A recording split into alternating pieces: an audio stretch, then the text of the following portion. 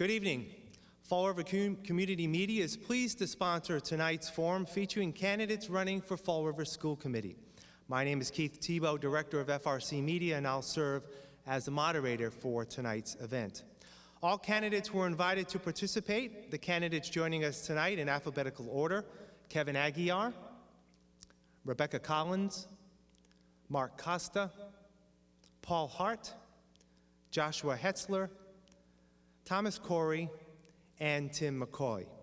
We did hear tonight from another candidate, Michelle Larrabee. Unfortunately, she had a death in her family and regretfully is unable to make it tonight, and we wish her and her family all the best. Also joining us tonight is a panel of journalists who will be asking questions of the candidates.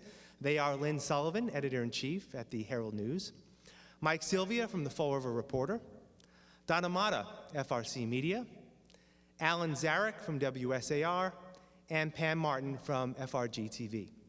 Also joining us tonight as our timekeeper is Lucy Cabral. The format for tonight's forum is as follows. Our forum will last 90 minutes. There will be no opening statements, but each candidate will be allowed a 90-second closing statement. Each candidate will answer every question presented by our panelists and will have 90 seconds to answer each question. There will be no rebuttals. Prior to each question, we will randomly draw a candidate's name, and that candidate will answer the question first. Then we'll work our way around the table until each candidate answers the question. Candidates will be asked to answer a question first only once. In the event that all candidates were not selected to answer a question first, there'll be another drawing from those remaining to select a candidate who will present their closing statement first. Again, if all candidates did have an opportunity to answer a question first, we'll put everyone's name back into the cup and we'll draw a name on which candidate will present their closing statement first. So let's get started. The first question will be asked by Lynn Sullivan, and it will be answered first by Tim McCoy. Lynn? What is one program or service that you would cut from the budget, and what is one you would add? Tim? Oh, God.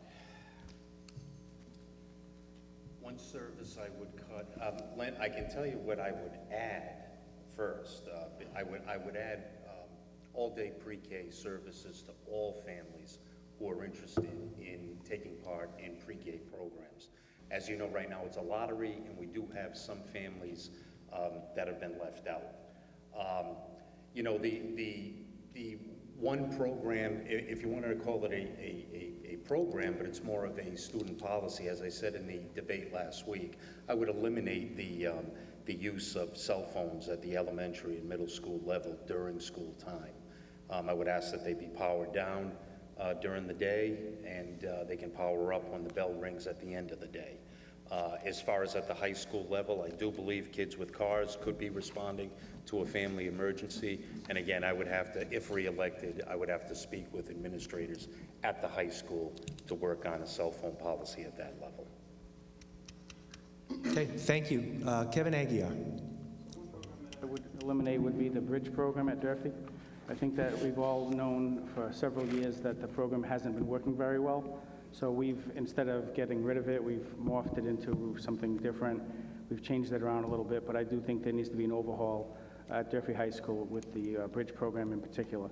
Along that same vein, I do think we need to increase, a program that I would increase is alternative education. We have too many students that go to high school right now, that basically all schools, but it mainly manifests itself at the high school, that they are not able to be in a regular classroom. We need to have other options. It's not a one-size-fits-all school, and ultimately, Durfee High School is struggling. I think we need to make some improvements, but I would increase alternative education. To the credit of the current committee and prior committees, the school department has been increasing alternative education, which I think is a great thing, but it definitely needs to be expanded. So that's a program that I would add, and it actually goes in kind of nice with the bridge program, because if a student is at the main high school and they cannot exist in the regular high school, we've tried to make a program in the bridge. I would say let's remove those students that are causing disruptions and not interested in being in school, and let's put them in an alternative education where they could thrive. Thank you. Ms. Collins? As I stated last week, I agree with Tim. In some aspects with the cell phone policy, I currently believe that I don't think cell phones should be allowed at all in any of the schools, K through high school. And the program that I think that I would add is something to create a home to school gap with the pre-K through 3 kids to try to instill the need to bring parents from home into the education of our students. Okay, thank you. Mr. Costa? Thank you, and thank you for the question, Lynn. You know, I think as a member of the school committee, we're constantly evaluating all of our programs, whether they're effective or not.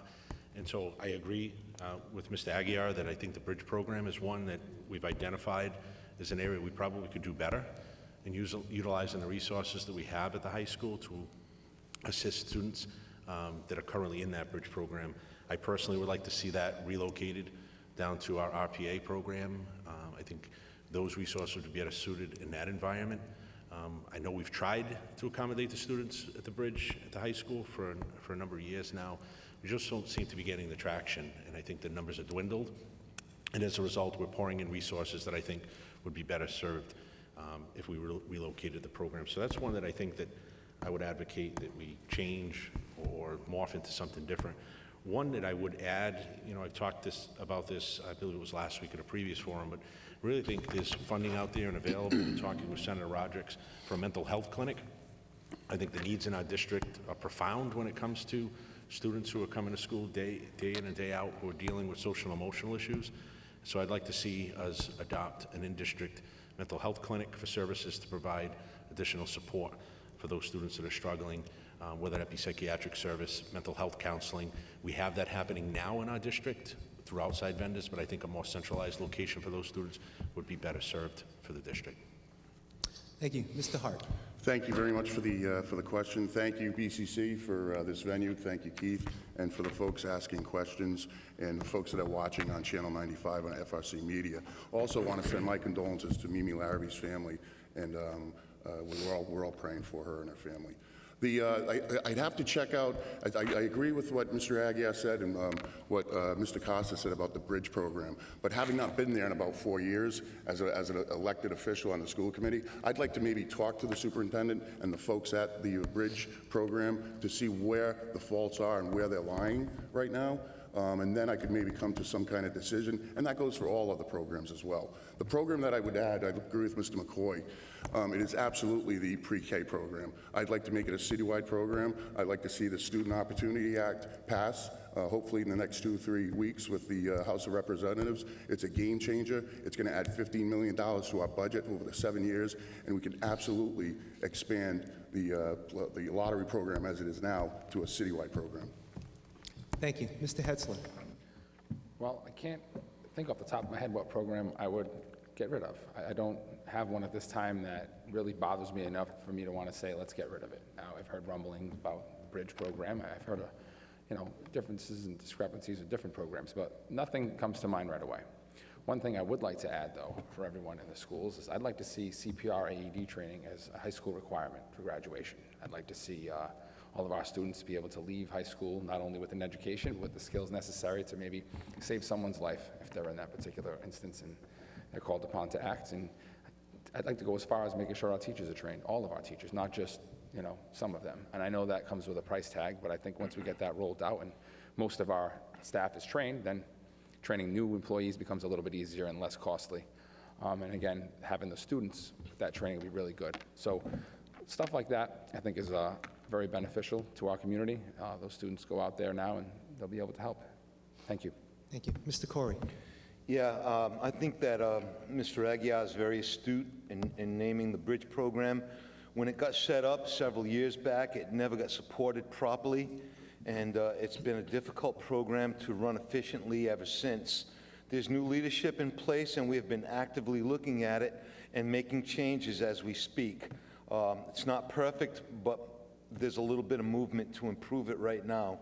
So that's one program that I would have no trouble eliminating. CTE, Career and Technical Education, is a direction that I'd like to see the school department put a little bit more money and thought and programs into, because If we could identify kids at the middle school level who may be very proficient with hands-on education, we could really train them very high to become highly skilled once they reach the high school. And when we get the new high school open, it's going to be a state-of-the-art facility where hands-on education, such as welding and carpentry and cosmetology and culinary arts, could be really highlighted and get these kids prepared for 21st century real-world American jobs. Thank you. Thank you. Our next question will be asked by Mike Sylvia at the Fall River Reporter and will be answered first by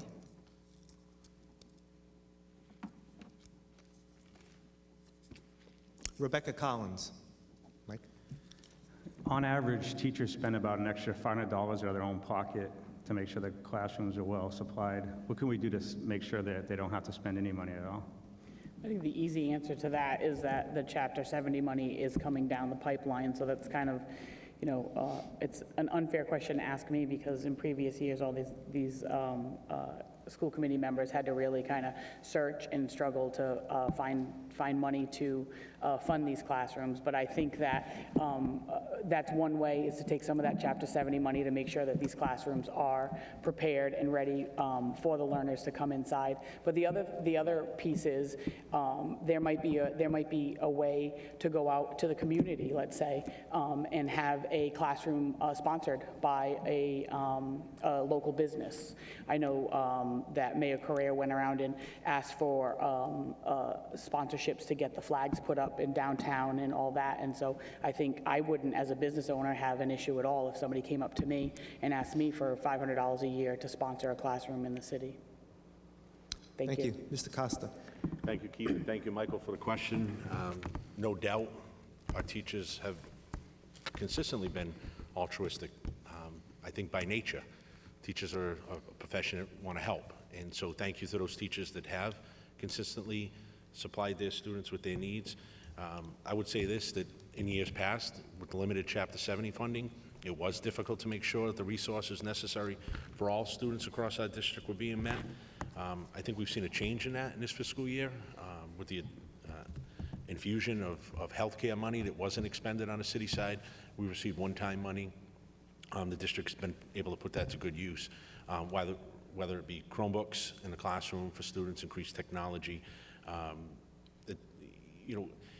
The reality is that teachers shouldn't have to do that a district should be able to support education in the classroom. And I think I've seen less of it, but that doesn't mean that it's not happening across the district. But going forward, I think, as Mr. Hart has mentioned, with the Student Opportunity Act, we will see an infusion of additional funds. My hope is that we can use outside either donors choose, which some teachers utilize. We're constantly approving grants for those classrooms, but I'm hoping teachers will rely more on that and not taking out of their pockets, because the jobs are tough enough to have to do it, but then to give back financially, I think, is an extra burden I wouldn't like to see going forward on teachers in our district. Thank you. Mr. Hart. Thank you very much for the question. Absolutely. I will reiterate pretty much what they've said. The Chapter 70 program in that Student Opportunity Act is going to help out incredibly. And I will only vote for certain funds to be placed to classes only, whether it's supplies, whether it is the pre-K program or any other program that helps the children in the classrooms and adds more paraprofessionals, adds more teachers to the program, to the schools as well. I will also talk to the teachers if I'm fortunate to be elected again, to see what their budget is for themselves for that 1 year. And then I think, maybe working with them, working with the superintendent and the other school committee members to maybe alleviate the cost of what they're spending and hopefully to eliminate it. Thank you. Thank you. Mr. Hetzler. Thank you. So I don't want to see teachers spend $500 of their own money, if they don't have to.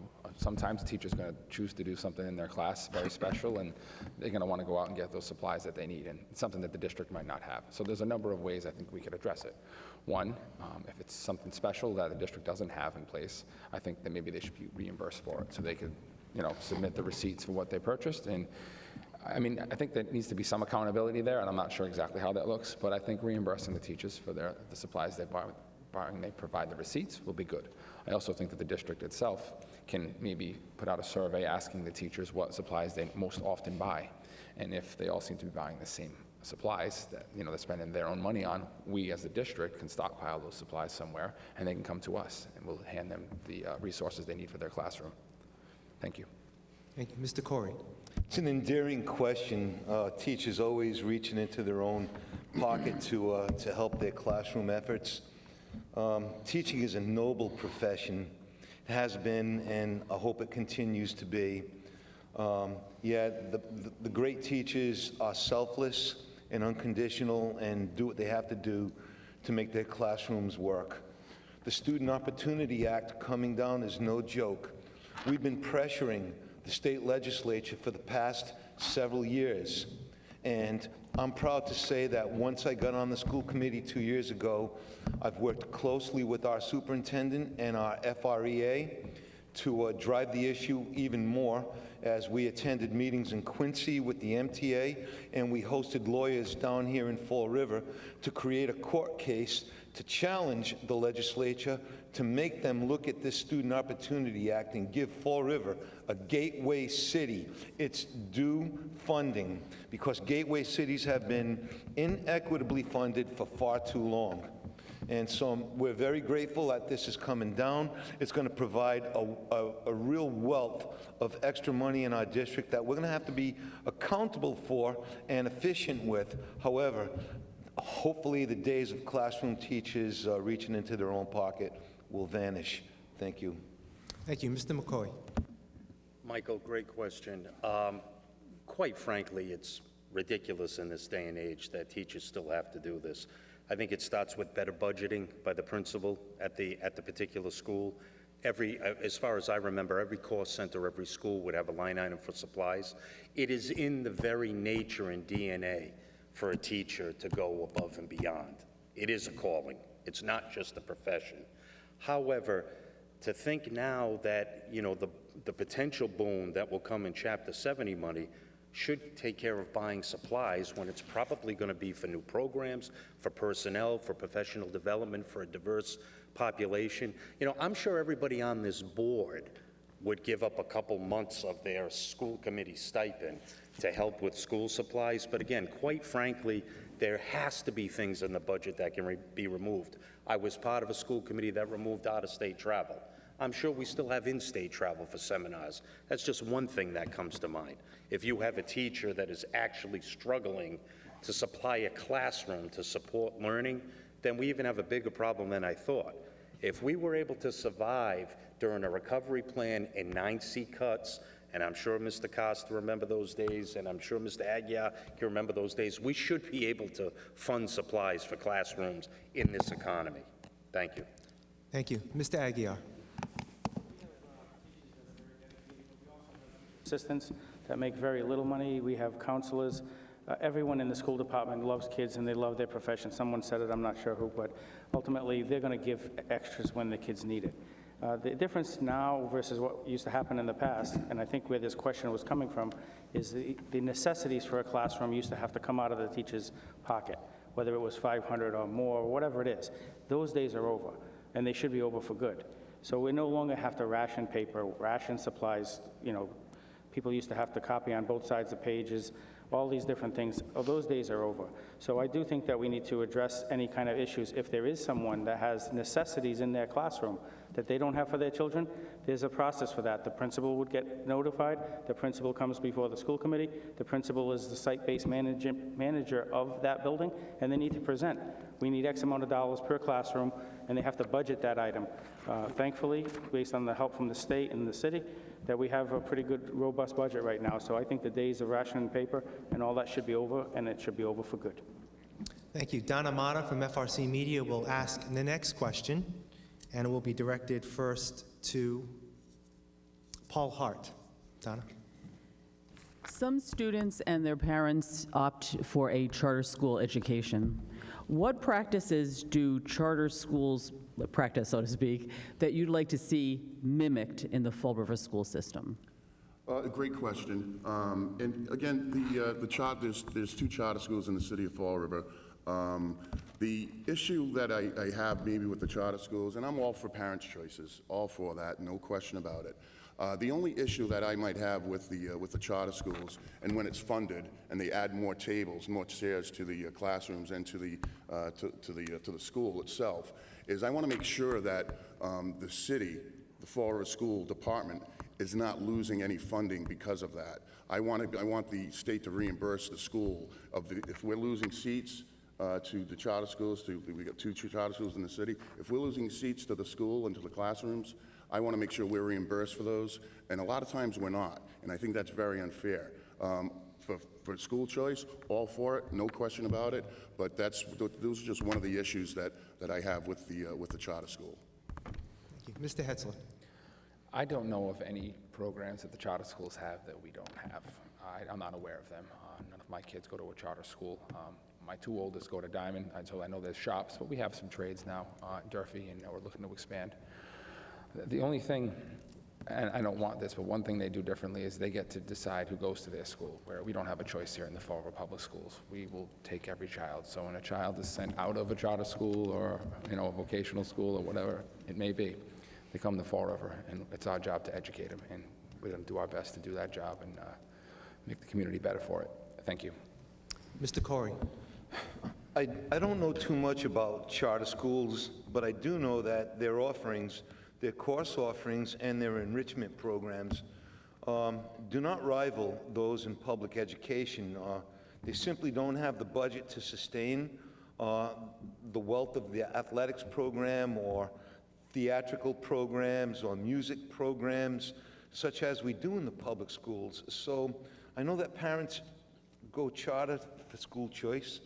There's a lot more choices available in public education, which I've always been a strong proponent of. I'm a product of it, and so are my 4 children, product of Fall River Public Schools, and I feel like we do a great job educating the whole child.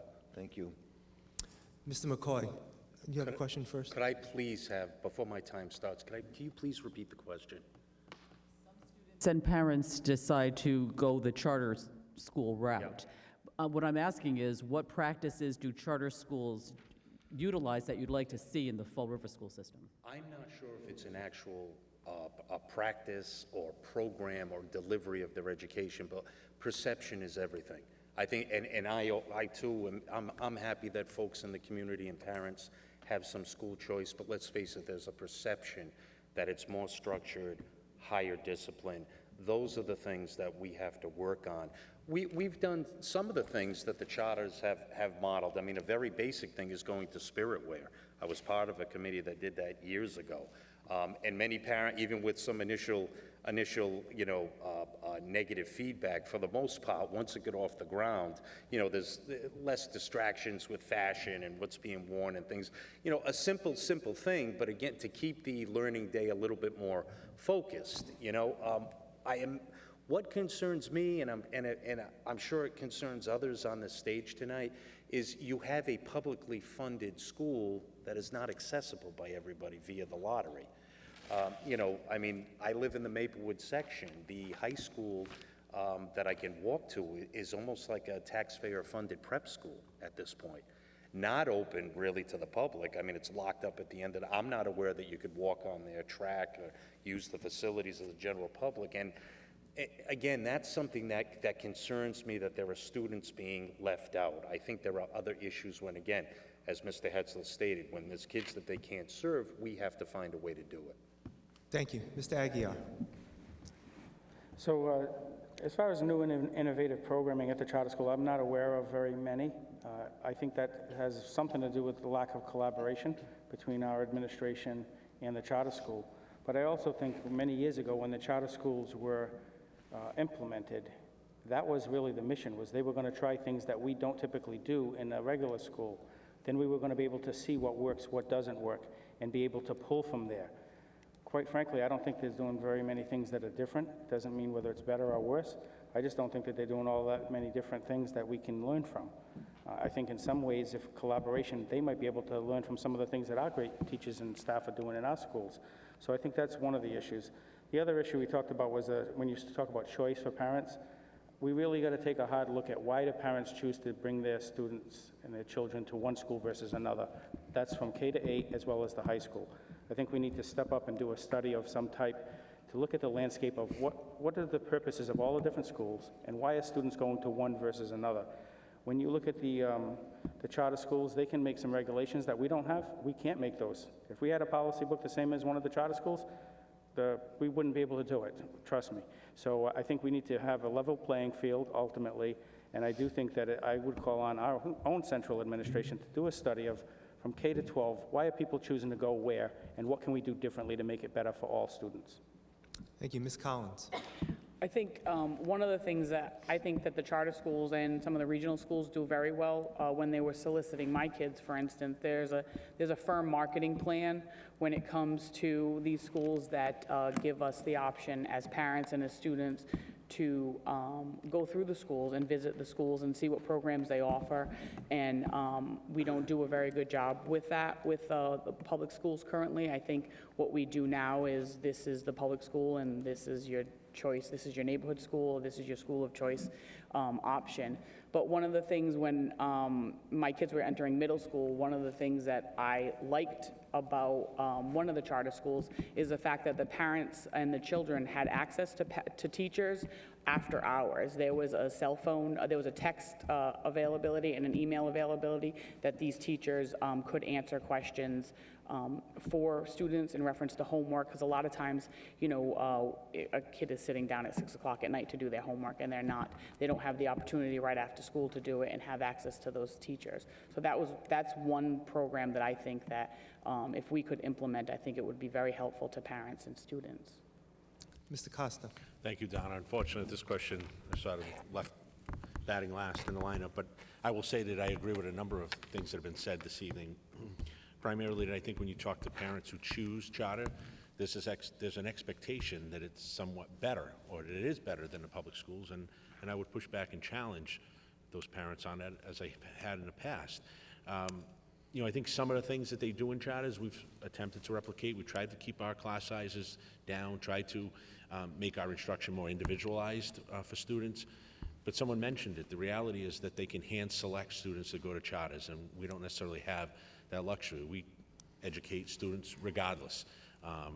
And so, you know, could we do better? Absolutely. But I would say that, you know, I think the education that a student can get in the public schools, my 3 children have either been in the school system, and I have one that graduated from here, and I would say to all the parents whose students go to charter school, that's your choice and preference. But I think we're doing a great job in our schools. Our teachers are making an impact in students' lives. Our students are going off and graduating and going to Ivy League schools. So the notion or perception that charters are better, they may have some more flexibility because of their charter, but I'm not necessarily sure that if you put apples and apples together, that they're doing a much better job than we are. Thank you. Alan Zarek from WSAR has our next question, and it will be answered first by Mark Costa. What should the district be doing to encourage parents to read and interact with their children, ABCs, numbers, things like that, before they begin public school? Great question, Alan, and I guess you get what you wish for, so I was last and now I'm first. So what I will say is that has to start immediately at birth. And I don't know that that's happening quite often for a lot of our students. And so the earlier you can, I mean, studies show, the earlier you can impact the student, particularly with literacy, the more successful they become. The sooner they are able to read for content and really understand what they're reading, the more successful they are in education. And so I think that the line is drawn around 4th grade. The unfortunate thing is many of our students aren't receiving that early literacy. And I think you've heard members of this panel tonight talk about pre-K and early literacy programs. I'm a firm believer in that. I think the sooner students get in the classroom, get acclimated, and increase their literacy skills, the more successful they will be. So I would say, Alan, we need to be attacking that right at the Parent Information Center. Students are coming in, they're being assessed. I think we need to identify students who are at a disadvantage with literacy and target those students for early intervention. Whether that's through our schools or through outside services or push-in services, if you will, the sooner we can impact students, in their literacy proficiencies, the more successful they'll be. Mr. Hart. Thank you for the question, Alan. I'm a huge believer. Parent involvement is, it starts right at home. It starts off when they're born, when they get to, I believe, maybe when I think my boys were 4 months old, 5 months old, 3 months old, I was reading to them. They probably didn't understand anything I was saying to them, but as they got older, the more you read to your children, whether it's an hour a day, 30 minutes a day, you've got to do it. Your parents have to get involved in their child's education. It's the most important thing any parent, any father, any mother can do for their children, is to learn for them, to read to them. And of course, what Mr. Costa was saying, I'm a major advocate for the pre-K citywide program for pre-K, and I do believe the statistics do show that when you are reading to your child, or the child at 3-4 years old is in a organized program, they are much better off in the kindergarten, entering kindergarten, first grade, second grade, and third grade. I am a big fan. I can't stress it enough to the parents out there. Please get involved in your children's education. It is the best thing that you can do to them. Thank you. Mr. Hetzler. Thank you. My colleagues have already said it. Now, the sooner the better, right? I have 4 kids. I remember many nights reading books to my children. Started off very young, and it doesn't stop, right? I mean, until they're really out of, well, maybe like 3rd or 4th grade, it starts to slow down once they learn how to read on their own. I'm actually amazed at how well my 2nd grader can read right now. It blows me away. So the earlier the better. Pre-K is obviously huge and will help out all the students because they're already getting introduced to stuff. So unfortunately, sometimes some of these students, they don't have the supports at home that they need, so it falls on the Fall River Public School System and the community partners, the community pre-K centers like Head Start, to try to get these kids where they need to be, where many parents get their children before they attend kindergarten. That's what it's all about. So the earlier they can read to the children, the better. If they can get them in an outside pre-K program, if Fall River doesn't have room, like I mentioned Head Start, I went to Head Start when I was a kid. My 2 oldest went to Head Start. It's a huge advantage for any student. So the earlier, the better. The more often is better. Can't be stressed enough. So if anybody's watching tonight and they haven't done so yet, please read a book to your child tonight. Thank you. Mr. Corey. As a retired school counselor, I can absolutely say that the psychosocial life stages of early childhood development are key to the whole child as they get older. Infant to toddler, toddler to early childhood to later childhood, and then early teen years. It goes by so rapidly. As we get older, the life stages stretch out, and we don't have to go through those stages as rapidly as the early development. So a parent has a great responsibility in early childhood conditioning for their child. So I would say, like my colleagues, read, smile, hug, show love, compassion, and gratitude. Your child would be the better for it. Thank you. Mr. McCoy. Thank you. Great question, Alan. Much of it's been said, but again, speaking, reading, also, I think as a family, powering down electronic devices at night. Encourage your child to read. Encourage verbalization, discussion amongst one another. Encourage them to express their feelings. Ask them how they're doing during the course of the day. Don't be... I fully get in our busy lives today, it's not the easiest thing to do. Parenting, just like educating, not easy, not easy. It takes a lot of work. And even then, you're combating social issues, outside influences, and whatnot. I agree with what others have said. The quicker we get our hands on children, I think the better. But again, teach them to verbalize about their feelings. Crisis resolution, if you have multiple children, parents are doing it, and it via instinct. But verbalize to the kids exactly what you're doing in their interactions and whatnot, how to foster respect and positive relationships, interfamily, intercommunity. Again, I think that is a positive start, helping us to do what we can and mold the children once we get them. The other thing is obviously parent-teacher evenings. Most of the focus is on education. Let's have some additional meetings, bring your younger sibling to school, introduce them to the school atmosphere. Thank you. Mr. Aguiar. This is an issue that's not only for the schools. I think this is a citywide issue.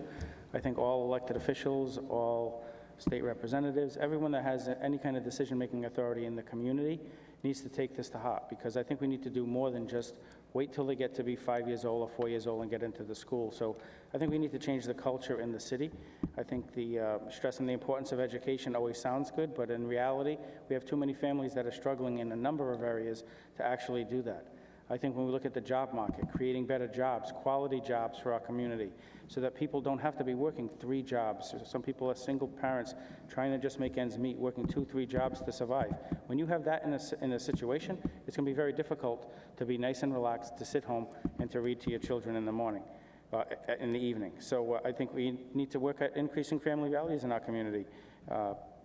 I think everybody wants the best for their kids, but sometimes life gets in the way, and they're not realizing the negative effect that they have by not doing some of these things. I think we need to work with the schools when we talk about reading.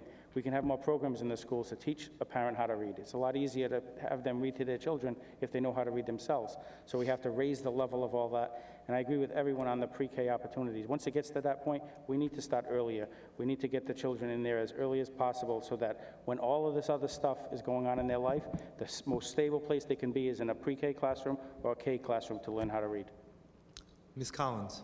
I think to go on what Mr. Aguiar was saying, I understand the family values dynamic of it, but that's not really what this committee is here to do. We're here to talk about the education piece of it, and I think that maybe an after-school program, or maybe some summer programs, because there is, there's a big learning loss that happens over the summer because we put these kids in after school. Frankly, my kids are in full-time daycare opportunities over the summer, and I think maybe some collaborations with Jobs to help us, because we're telling us all of these people to read and read and read to their kids. How many of these people have a 4th grade reading level themselves? So I think bringing some, again, I'm going to beat a dead horse with this, but some of that home collaboration with the schools to try to close that gap, because I think it's extremely important that we help teach these parents how to teach their children. Thank you. Thank you. Pam Martin from FRGTV will ask the next question, and will be answered first by Joshua Hetzler. Okay, this question comes from a theater arts instructor who I had a 30-minute phone conversation with last Friday night, and I can assure you she really cares. Occasionally, she says fine and performing arts teachers feel they are competing with athletic programs for the spotlight and for funding. Is this a valid concern? Why or why not? And how do we even the playing field? Well, I think there's always going to be some conflict between theater and sports. My children faced it at middle school level. Some days they were like, hey, I got to stay for practice because my kids are in middle school sports, but I also got to, after that's done, I got to go right into theater. So my kids were in the theater program as well. So are they competing for resources? I don't think there's a competition. I think that the theater program is, and correct me if I'm wrong, I know they won't be here, but the theater people will come at me later, is one program, right? It's just theater, and they're going to put on a performance. Sports, there's 6 different sports, so that there's more students are going to probably go towards sports because there's more opportunity there. Theater, maybe there's not as many kids interested in it. I think we addressed some of this at our last school committee meeting where we recognized that there was some funding issues, and now myself and the committee, we decided to provide some resources, so hopefully they get some of what they need. If they need more, I hope that they would come to us and look for it. As far as competition, though, you have to market it, right? You have to sell it, because if the student wants to play soccer in the middle school, and the middle school soccer program conflicts with theater, the student's going to have to make a choice. So the schools themselves could work on trying to schedule things a little bit better, but at the end of the day, you got to market it and really make have a kid make a decision and pick one program or the other, if they can't do both. Thank you. Mr. Corey. Thank you. That's a great question. I'm a huge proponent of the arts, especially as they affect student lives. You asked about the performing arts. There are 2 levels. The high school has always been a well-functioning program with a lot of financial resources because they hold ample fundraisers, and they're also reimbursed by our school budget as well. but I think the middle school programs are the ones that have been hurting financially through the past many years. And just last Tuesday at the school committee meeting, we looked at some available funds that we had, and we were able to appropriate $50,000 to the 5 middle schools, granting each middle school $10,000 each for their performing arts program, because I did hear the pleas from the people in the field. I did hear the frustration. I do see the work ethic they bring and the joy that they bring working with the kids. That's real, and we want to get kids involved in the theatrical arts earlier. So middle school is a great introduction to fine and performing arts, and we just reimbursed them by $10,000 each school just this past week. So thank you very much. Mr. McCoy. Pam, thanks for the question. I think certainly if you go dollar for dollar, I mean, there certainly would be a healthy funding gap, right? I think you have a lot more children at a young age participating in sports, whether their interest wanes or not over the years, but certainly there's a tradition of athletic competition which is going to get, you know, a larger percentage of the dollar. I'm aware that there was discussion last committee meeting, and I can state that the amount of dollars that gone in the past. I mean, we had excellent arts and music teachers. We would typically help students with musical instruments and things of that nature.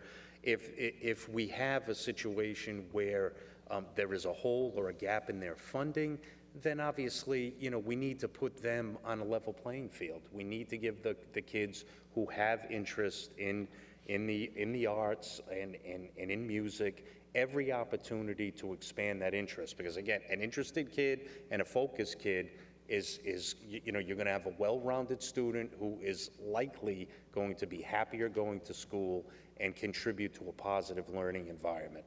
So we will get funds to the kids that need it for performing arts. Thank you. Mr. Aguirre. So I do think we need to have equal access for a variety of activities, not just the theater, but across all activities that all students might be interested in. Naturally, sports are going to be a little different because there's probably a greater volume, so you'll have more funding, as somebody mentioned, relative to the total budget, but we need to make sure we provide funding so that we keep these programs working. When we look at the last school committee meeting, it shouldn't take a member of the community to come before the school committee 2 months into the school year, 6 months into the budget year, to come before us frustrated and then have to say, well, we didn't have any funding and all this other stuff. And when we ask the questions to the administration says, well, we knew, but we didn't know, and all these lousy answers, quite frankly. The bottom line is the people are frustrated. It sounds like that question came from somebody that's frustrated. But the school department administration, in my opinion, dropped the ball on this. Because if there's a budget cycle that goes through, each school, if they had a need for a theater arts program and a budget for that, they should have put that in the budget via the school administration to the central administration and then come to the school committee. But we just voted on it because somebody came down and said it's input time. Thank God they did, otherwise the program wouldn't even be funded. But we got to question, how does that happen at a school committee meeting, that a parent has to come up or a person from the community has to come up to tell us that we're not funding the program? Should have been done a long time ago. Thank you. Ms. Collins.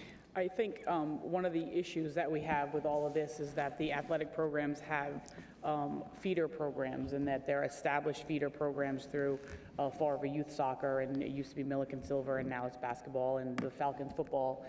So there are these youth development leagues that are happening, and I think while that person is frustrated, I think there's a lot of good things happening in the community currently.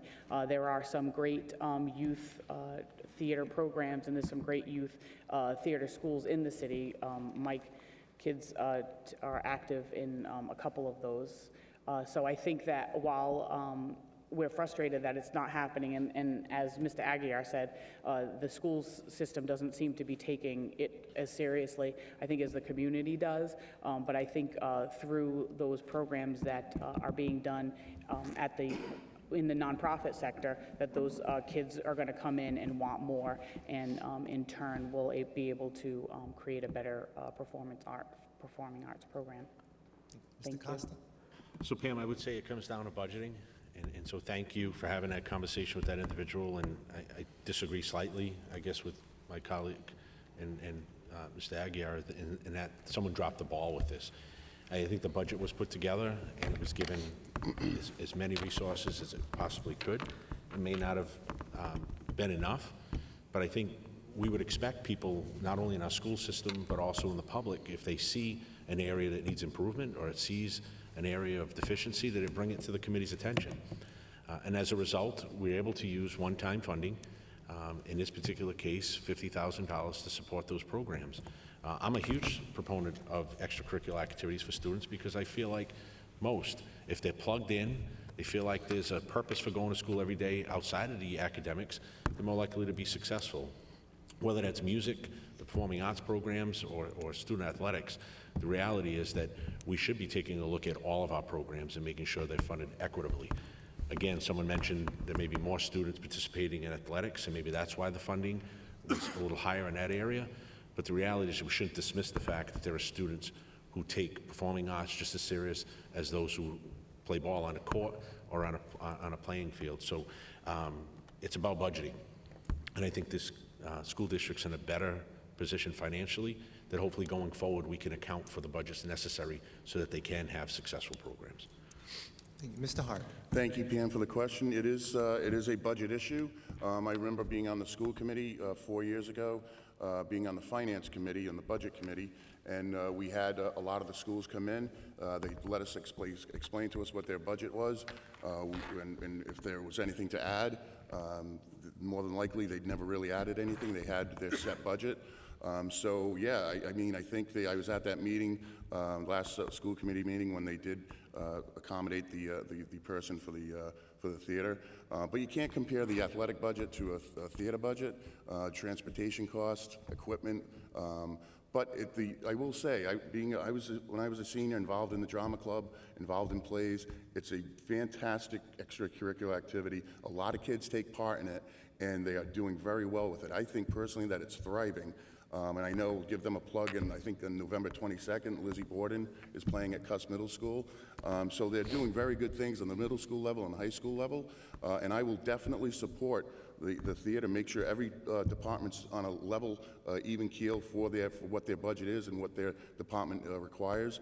And I will personally meet with them. And now that the theater arts came up, I will personally meet with the person in charge of that and talk to them. And before the budget talks come up, I'll see what they want, what they think they need, and work with everyone. Thank you. Thank you.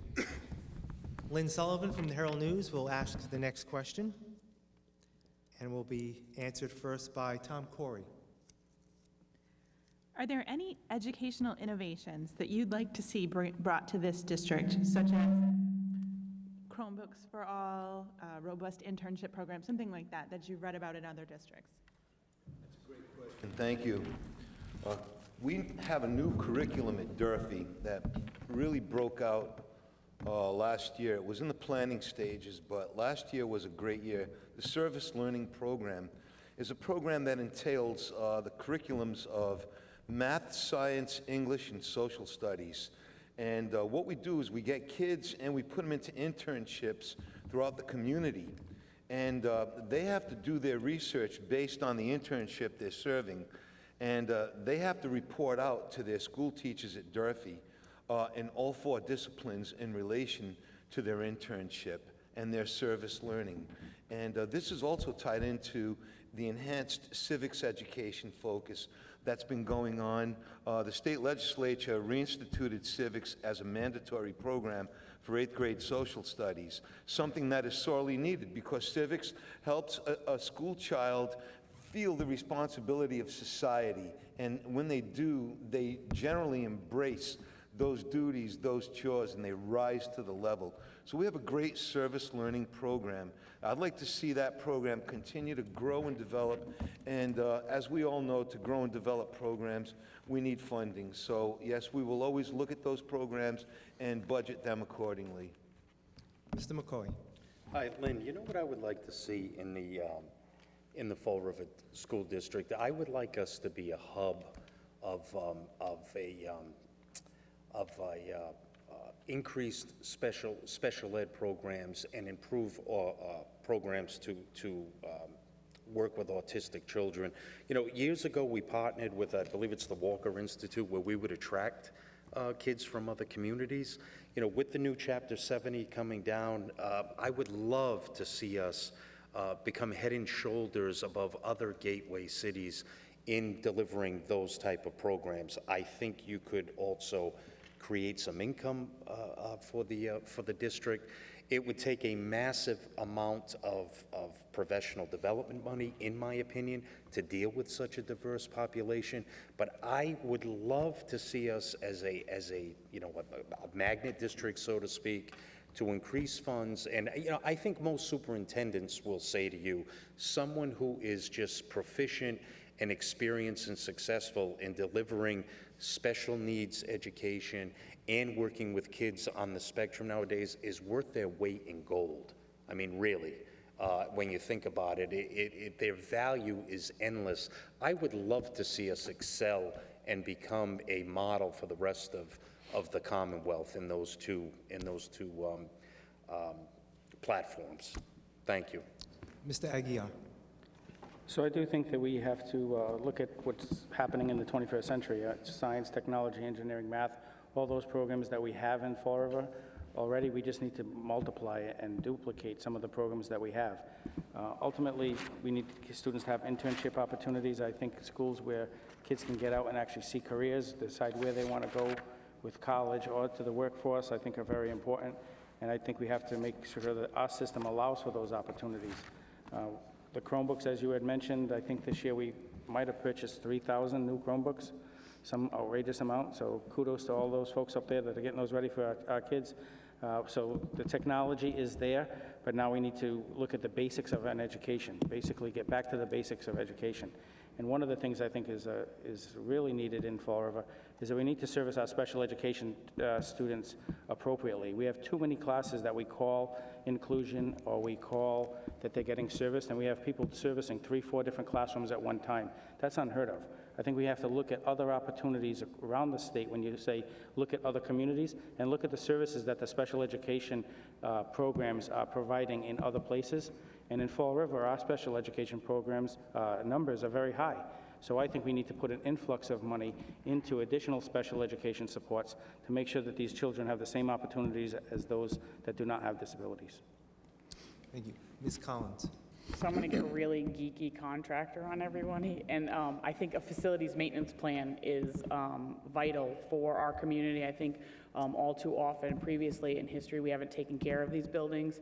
The state and the city has made a huge investment in all of these new schools, and I think it's extremely important to have a facilities maintenance plan in place to make sure that these schools are clean and that they're safe and that the technology is brought up to all schools so that all of these kids can get the education that they need. I think it's important for the life cycle of these buildings, because I think all too often, as we look at maybe two of those buildings that were built in the early 80s and late 90s, we didn't do a very good job taking care of them, and now here we are having all these issues and having to now reinvest all this money that if we kept if we put some money in the budget and we kept an eye on the goal to make sure that these buildings were all safe and secure for our students, I think that would be an important program to put in place.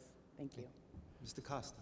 Thank you, Lynn, and thank you for the question. So when we talk about innovation, you know, that really needs to start in the classrooms with teachers being empowered to make decisions about where their needs are. And so I'm proud that I presented a proposal to the superintendent, was unanimously supported by the body, to set aside $200,000 for this fiscal year to allow principals and their staff to look at their school improvement plans and determine what their needs are.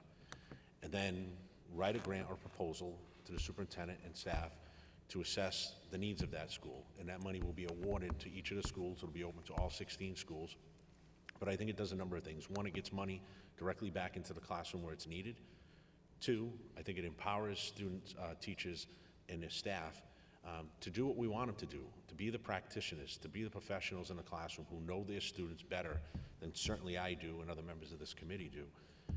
That money could be used for bringing back recent retirees to provide targeted interventions for math or ELA services, or wherever the principal or staff feel it's needed. It can be used for additional professional development.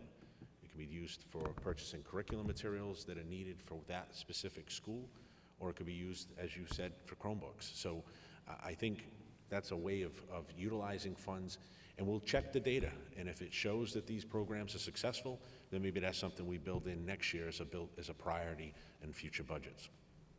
Mr. Hart.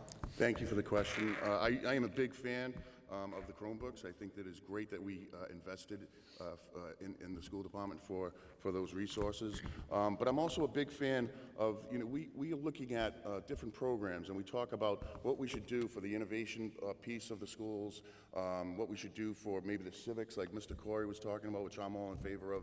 But we also have to start paying attention to the special ed population and the ELL population. Special ed population is up 26.5% this year, and ELL at 17 or 18%. When I was on the school committee, the numbers were not that high. I believe we might have been at 15%, 14%. It's growing, and we got to start paying attention to it, and we have to start providing more resources to that particular population. And I will be, again, if I'm elected, fortunate enough to be elected, I'll sit down with the people in charge of those departments, the SPED and the ELL, the superintendent and my colleagues, and especially now with the Chapter 70 increase in funding, we can maybe provide more resources to that population and accommodate them better. Thank you. Mr. Hetzler. Thank you. You mentioned Chromebooks, and I think they're great, and you see we've purchased thousands of Chromebooks, and many of those Chromebooks are purchased with donations, so that's great. As far as like new innovative ideas, as a member of the school committee, many times I look to the superintendent or some of our other assistant superintendents for those ideas, for those new innovative things. If they mention something, then we look into it and we may choose to implement it. But in many cases, I think if you want to bring something to the district, maybe there's other things we need that aren't innovative necessarily, that are just fundamental. For instance, paras in some of the classrooms, maybe paras in every K1 and 2 classroom across the city, just to help out. And I think, we have many paras, and where are they needed? The out-of-district stuff, when I talk innovation, bring in more stuff here, because we send many students out of district to get special education. So if we can create those same programs here in Fall River, we don't have to send students out of district, which means we can also, not only will we save the tuition costs, we'll save the transportation costs. One excellent program that I think we're going to roll out next year is, in one of the schools, is going to be, it's like a bilingual program. So not only in that school do we have all our English language learners, but we're also going to teach all of our English-speaking students Spanish by the time they get out of elementary school, right? And that program is going to move on. So stuff like that I think is great. Thank you. Mike Sylvia from the Fall River Reporter will ask the next question, and will be answered first by Kevin Aguilar. Were designated by the state as requiring assistance or intervention. All but one fell into that category the year before. What is the core problem, and if you're elected or re-elected in 2020, would be your number one priority item? That nobody, as I said at the school committee meeting, nobody's happy about the numbers of schools that are designated as underperforming or in need of support. But we have to dive a little deeper into those numbers. Some of those schools, there's pockets of excellence going on in our schools. Some of those schools, when you look at the numbers, they've really increased over the last several years with some different programs that they have within their school, whether it be the ANET system that is actually looking at data to see what each student knows at each checkpoint throughout the year. Schools that have had that resource that the school committee actually funded across the whole district have made greater gains than what other schools have made. But ultimately, I'm not happy with those numbers, but we have to look at doing something different. I've told the superintendent I think we need to do something bold and not just nibble around the corners of a little bit of the change here, a little bit of the change here, because the numbers need to go up, and they need to go up really quick. And it's not only about numbers, the student achievement. We need our children to be able to learn and move on, to be successful in their educational careers and in their professional careers. So if I'm elected, I'm going to continue to put the pressure on the superintendent to work with him and his administrators to make sure that we have the best people in place, both at the principal level, the teacher level, and continue to provide the supports. We just keep on kicking the can down the road a little bit, but I truly can tell you that the increased funding and therefore the increased support and staff that we have in all of our buildings is definitely making a difference. And you just have to look a little deeper than those basic numbers. I think, along what Kevin said, kicking the can down the road, I think it's a slow process that we got into, and it's a slow process it's going to take us to get out of it.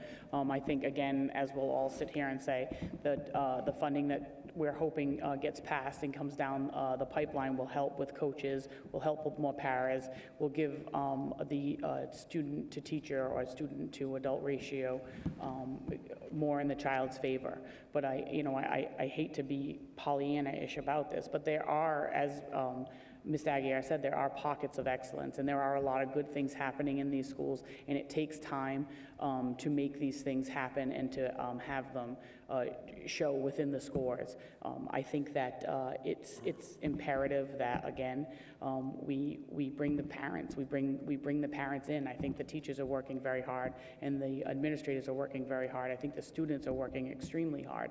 But there are issues with getting our parents involved, and I think that's maybe where the coaching and some of that para can come in to try to explain to these parents the importance of education, the importance to getting a child in every seat. But again, if you look at all of the data, we are slowly increasing and making improvements. Thank you. Thank you for the question. You're absolutely right. We see some schools struggling year after year. And so what we do know about our school system is that the schools that in the past have been designated as chronically underperforming and have been put on a 3-year turnaround plan and received infusion and additional financial support from the state, we can turn those schools around. So that's positive in all of this. The reality is that we don't want to see schools lose momentum as others continue to pull themselves out of those deficits. But a number of the challenges that we face that are attributed to that one single evaluation of the school district is attendance, and we know our attendance struggles. We can't teach these students if they're not in the classroom. Another thing we know is that we have a high transient population, and the majority of those students are in the schools in which we're seeing struggling happening. So if those students are constantly in and out of our district, it's tough to get the traction necessary, and that's why the state gives you 3 years to do it. But we do have the tools to do it. We have the staff in place to do it. Now with additional infused resources, my hope is that we can replicate those plans in districts, but we're never going to really be able to, as a school committee, get a handle on the transient population. Students are always going to come and go, and that's the reality.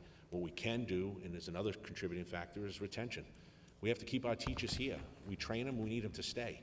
When you have that turnover constantly of teachers leaving the district and new ones coming in, it's tough to get that consistency necessary to show sustained progress. Mr. Hart. Thank you for the question. I agree with Mr. Costa. There's no doubt this is a transient community. It wasn't like that when I was going to school here in the city. Not at all. We were always, year by year, we traveled with the same students in the classrooms. So it's absolutely much, much different. I completely understand that, and he's exactly right on that. However, there is something wrong. Something's going on for half of those particular schools having issues and having a problem and underperforming. So we have to figure out why that is happening. And the way we figure it out, at least what I will do if I'm fortunate to get elected, again on the school committee, is that we should maybe create some kind of a task force or a group and meet with those particular schools. The superintendent will do that. Vice Chairman Costa will also probably ask to do that as well. And I'd like to be, if I'm on the school committee, part of that committee, and just find out before we allocate more resources to the schools. Let's make sure there's a game plan, and I'm confident that there will be.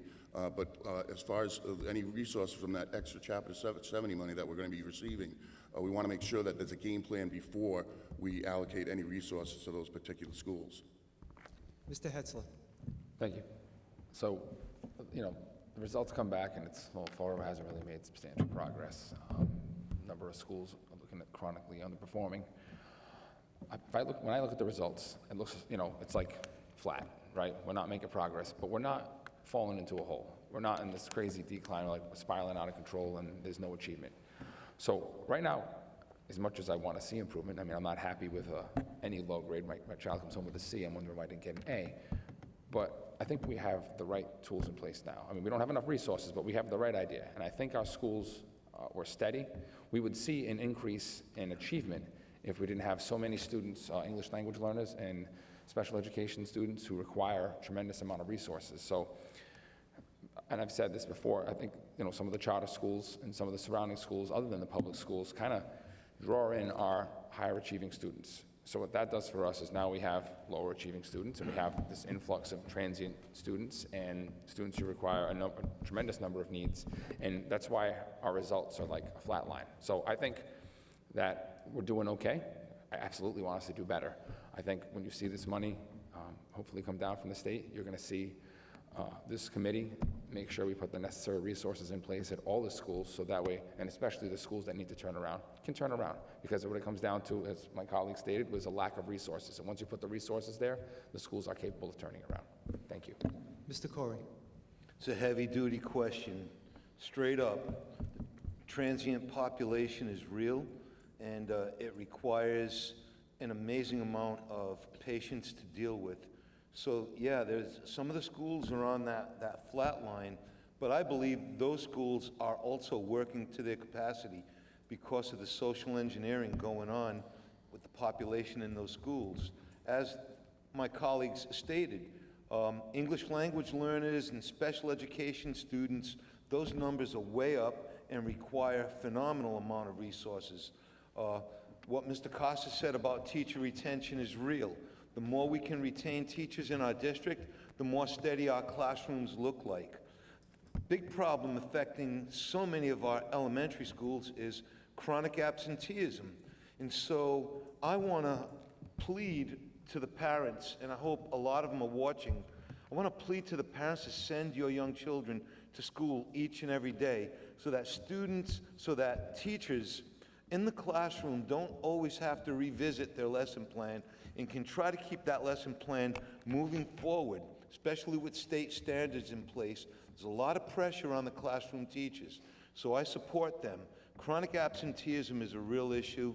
I plead to the parents, get your kids to school. I think it'd be a real help. Thank you. Mr. McCoy. Mike, great question. This is where a minute and a half is going to be a bit of a problem. As folks have said, absenteeism, transient student population, there are still kids pouring into Durfee for enrollment into the month of October. September was absolutely insane. You get a state that I'm proud to be from Massachusetts and have some of the most stringent academic requirements in the country, and we typically finish #1. But you got to also remember, in a gateway city like ours, folks have mentioned it, SPED children still subject to, there might be some accommodations, but still subject to standardized testing. English immersion classes, where maybe in the old days, a couple decades ago, you have Portuguese-speaking kids, and then more recently, Latino children. Now you get a class of 25 kids, they're speaking 8 different languages, and they're going to be subjected to standardized testing in a very short period of time. It's almost criminal that at the state level you could come up with a student funding formula and look at gateway cities and try to compare it to Hingham and put a price tag on what it's going to cost to educate a child, when in Hingham there might be 18 kids in the second grade class with a teacher and 2 paras. So I agree it's a problem. I also think teacher retention, you need a novel approach in this community. Stipends to help young folks with student loans coming out of college in return for staying here. Maybe tax credits and tax breaks for teachers moving into the community. There needs to be a community approach to combat flat scores and educational achievement. Thank you. We'll have one more question tonight. It'll be from Donna Mata from FRCmedia, and everyone's answered the question first, so I put everyone's name back into the pot. And the person to answer the question first for this last question will be Kevin Aguiar. We talk a lot, of course, about education and teachers and students, but what about the parents? What tangible steps are put in place or will be put in place to make sure that you have parent involvement, especially in light of cultural and diverse backgrounds, language difficulties, and that sort of thing? The parents may not understand the technology the kids are using in school. What steps tangibly can be taken to make sure that the parents are involved with their students, with their children's education? So I think a big part of this is the parent center. So we've had an increase in parent workers, outreach workers. So we need to make it a system where we have people that speak the language of the family, go into the families, talk to them so they feel comfortable with the school. Right now, a lot of parents are not comfortable with the school. It takes leadership. It takes principals that have energy and principals that have a desire to truly get in there and talk to these parents and make them work. I've heard case after case of some parents that come into school and they're opposed to X, Y, or Z that the teachers and the school wants to do, and a quality principal, administrator, counselor, teacher can actually turn that around. And so you take a negative and turn it into a positive. And I think a lot more people are going to get into the schools. We also have to increase wraparound services. School ends at 3 o'clock, but a lot of these parents are not available, so we need to do things to go out to the parents rather than have them come into the school. A lot of home visits, we're doing a lot more of that. Ultimately, it's just getting to know the parents and having a belief that we can work together to make a difference for our kids. We talked earlier about the educational level of people. And in the community, unfortunately, we have a low educational attainment level. We have to do more to get these parents to have their GED, to go to classes to learn how to read, to write, and speak English, all those things that we can do to get them more acclimated in the school. But it's going to take a village. It's going to take everybody from the principal, superintendent, to the school committee, right on down. Ms. Collins. I think, frankly, I think Ms. Aguirre hit the nail right on the head. But I think we're talking about adding more truancy officers. I think I think that needs to kind of flip-flop. I think by the time we're in a truancy issue, we're almost too late. So I would like to see some of that funding go more toward getting coaches and paras involved in home visits, like Ms. Aguirre said. But I think some of it with the language barrier, and I know that a lot of these teachers through the Parents Academy had created a lot of workshops, and I had said the other day, they worked very hard at these, and then you get into, let's say, an auditorium where there's nobody there. I think if we create maybe some webinars, or we create something where they can learn from home, or they can do parent-teacher conferences from home, so we can have the opportunity to be able to service these parents, because a lot of them are probably afraid. If a Cambodian parent wants to come in and do a parent-teacher conference, is there somebody that's besides their child that's going to be able to sit there and be able to explain to the parent and to the teacher exactly what is being relayed to them?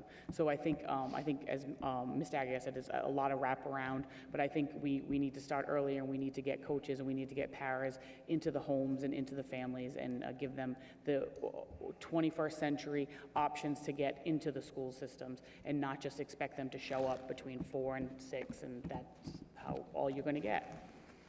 Mr. Costa. Thank you, Donna, and thank you for the question. And I would say that, certainly schools can be a very intimidating place for parents who may not have had a successful education themselves. You compound that with the fact that what we know about our district is that it's become more diverse culturally, ethnically, and so we have to be aware of that.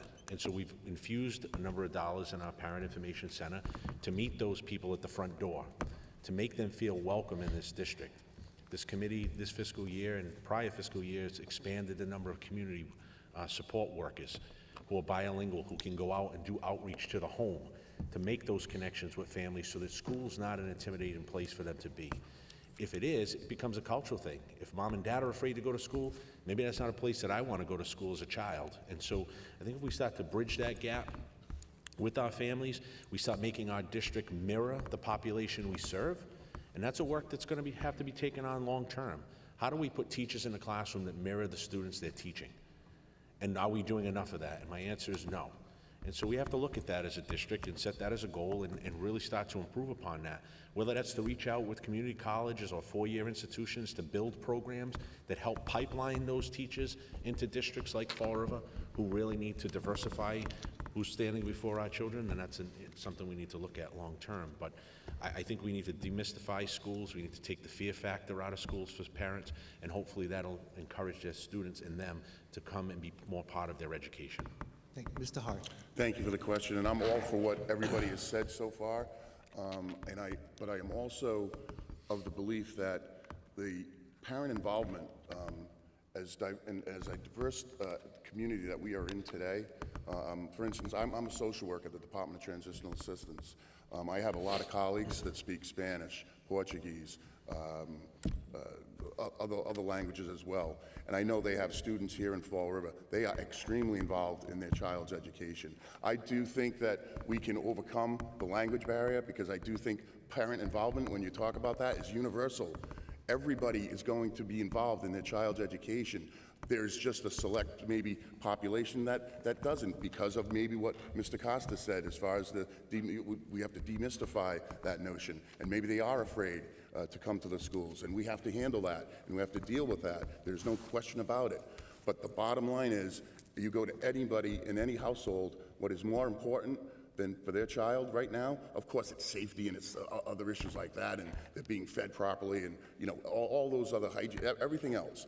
But the most important thing is their education, and the parent needs to do that, and they need to do it today. They need to do it now, and if I'm, again, fortunate to be elected, I will help with that. However, whatever road they want to take, I will go to their house myself and get them involved. But we need to stop thinking about different diverse communities. They're very, very welcome in this in this community, but we need to teach them parent involvement is the first thing for their child's education. Mr. Hetzler. Thank you. Parent involvement's huge. I've been involved for many years with my children since they started going to school. In my opinion, it's the most important thing in education. If you don't instill that level of importance in your child early on, you're going to lose them, right? How do we get more parents involved? See, I wouldn't necessarily focus on getting the parents who are already involved, because those parents are okay and their children are doing all right. But I think we can do a better job reaching out to the parents of the students who aren't doing as well. Personal phone calls, going out of our way and asking them, hey, what would you like to do at the school? Hey, we'd like to get you involved.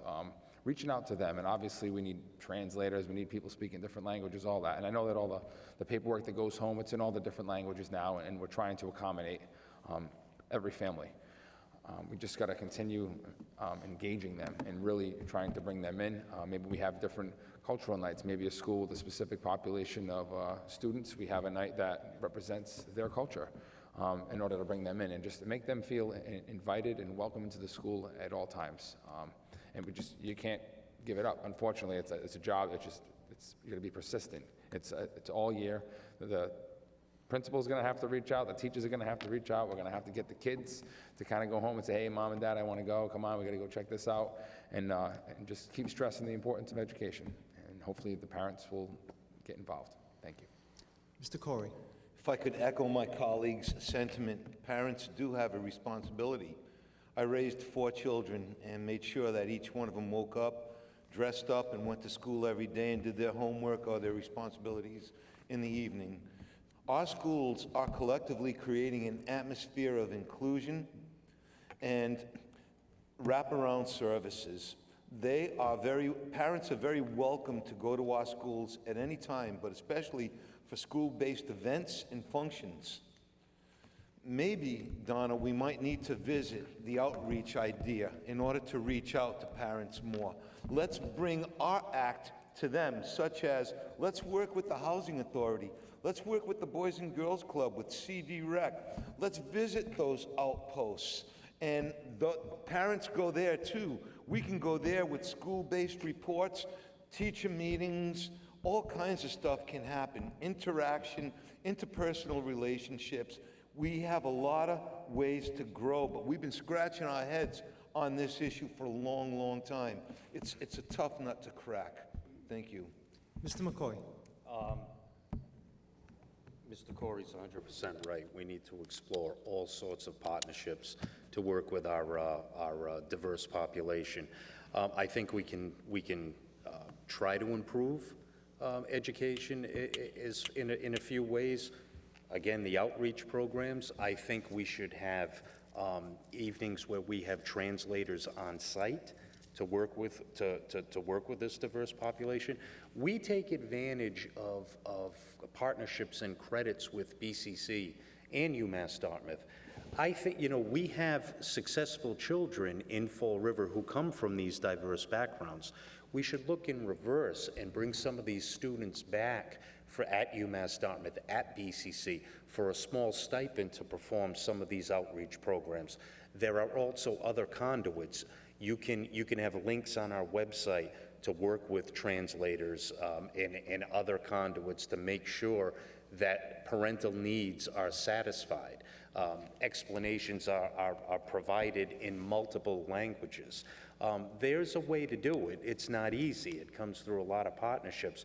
But again, I think the biggest asset is exploring our local community college and state colleges and saying, listen, the Fall River School District would like to pay you for your time working with some of our diverse families and get them out into the community. Thank you. Thank you. It's time now for our closing statements. And the first closing statement will be presented by Rebecca Collins.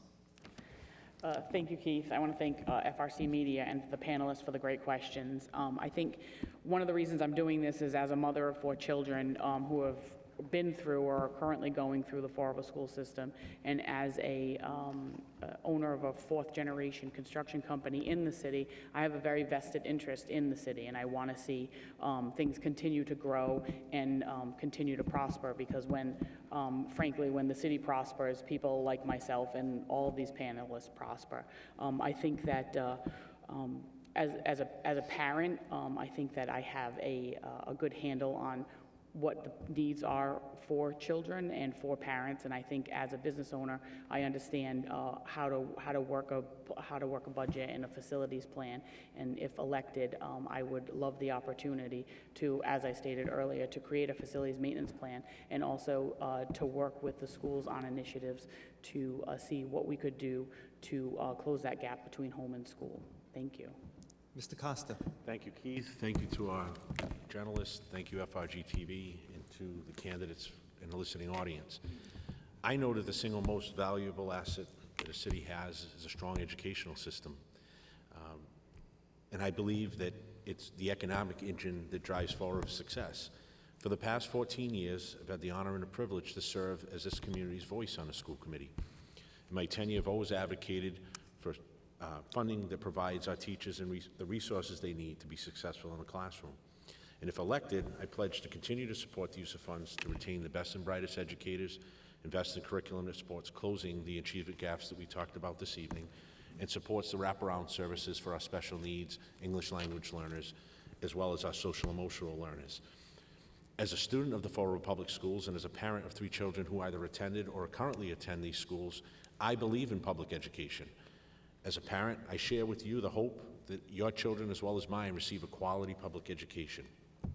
That is why I respectfully ask for your vote on November 5th to return me to the school committee so I can continue the work of making this school district a better place, not only for your children, but also for mine. Thank you, and have a good night. Thank you. Mr. Hart. Thank you very much. Thank you, Keith. Thank you, FRC Media, BCC, and the folks here asking questions, and the folks watching on TV tonight. I'm a lifelong resident of Fall River. I attended all the public schools here in Fall River, Tansy Elementary School, Morton Middle, Durfee High School, UMass Dartmouth, and I received my master's in education at American International College. I have 2 wonderful boys, Paul Hart and Matthew Hart. I'm a social worker for the Department of Transitional Assistance. I've served on the City Council for 6 years and the school committee for 4 years. I believe I have the valuable qualifications for this position. And I just want to ask the folks out there tonight that I would greatly appreciate their vote on November 5th. And it was an honor for me to be on this panel. There's a lot of good people on this panel here tonight that are looking for your votes. And I wish them well, but I wish them that I'll, come ahead of them. But they're all good guys and good women. Thank you very much. Thank you. Mr. Hetzler. Thank you. Thank you for everyone who put this on tonight. I really appreciate it. It's great being on here. Answered some great questions. I really would love to see the community support me again so I could serve again on the school committee. The past 2 years has been great. It's been an honor and a privilege. I was born and raised here in Fall River. I went to public schools here in Fall River. I'm raising my family here in Fall River. I'm married to my wife, Michaela, who's an adjustment counselor, so I see what it's like what an educator goes through, and I understand some of the problems she faces as an adjustment counselor, and she used to work in the district. My 4 children, Lorelei, Evan, Andreas, and Gwen, have all gone through the public schools, are in the public schools now. So, I know what it's like as a parent with your students. I see what they're going through. I know some of the challenges they face and some of the things they tell me about at school. I'm a Fall River firefighter. I'm a licensed contractor, and I ran a small business. I was very successful. So I think I have a skill set that I can bring to the school committee, and it helps me make good decisions for the community. I like to focus on safety a lot with that fire background. I think the construction background helps me out when I make decisions when it comes to facilities and maintenance. And I just want to continue to make Fall River Public Schools a better place for all the children. One thing I do want to continue to fight for is to bring the students that are going out of district back in district. It's huge. I don't like sending kids 20, 30 miles away. Please consider voting for me November 5th. Thank you very much. Mr. Corey. As a retired educator, I have a deep inside view of the needs of our schools, our teachers, students, staff, and programs. Throughout my career, I have earned a reputation of positive action and delivering on my word. I have approached my role on the school board in much the same way. The difference now is that I see things from the outside. So, for me, serving on the school committee has been a labor of love. I have worked thoughtfully and diligently over this past term to improve our school system for Fall River's greatest assets, its students and its teachers. I will continue to advocate for what works. I will fight against what does not work. I will collaborate with my colleagues to get things done. I respectfully ask for the consideration of your vote on Tuesday, November 5th, for my re-election to the Fall River School Committee. But before that, I'd like to thank Keith, FRCmedia, the panelists, and BCC for hosting this forum tonight. And I certainly want to send my condolences out to our candidate for school committee, Mimi Larrabee, and her family at this time. Thank you. Thank you. Mr. McCoy. I want to thank FRCmedia, BCC, our panelists, our viewers at home. I would also like to express my condolences to Mimi Larrabee and her family. I believe experience matters.